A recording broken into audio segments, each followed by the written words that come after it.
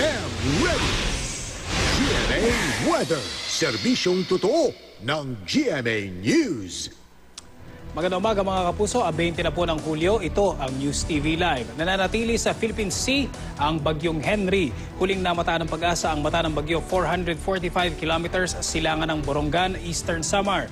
Hindi nagbago ang lakas ng hangin nito na 120 kilometers per hour at may bugsong umaabot sa 150 kilometers per hour. Bumagal ang kilos nito sa 15 kilometers per hour sa hilagang kanlurang direksyon.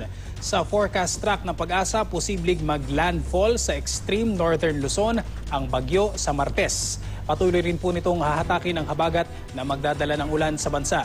Sa datos naman ng The Weather Company, katamtaman hanggang sa malakas na ulan ang asahan ngayong araw sa buong Visayas, pati na rin po sa Mimaropa Region at eastern section ng Luzon.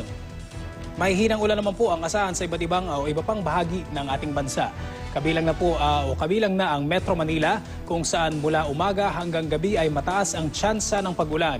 May gale warning po ang pag-asa sa seaboard ng Palawan, eastern seaboard ng Southern Luzon, Visayas at Mindanao, western seaboard ng Visayas at northern seaboard ng Mindanao. Sa mga gumagamit ng maliliit na sasakyang pandagat, delikado po ang pumalaot sa mga lugar na yan. At yan po ang latest mula sa GMA Weather. Magplano para sigurado, I am ready. Serbisyong totoo ng GMA News.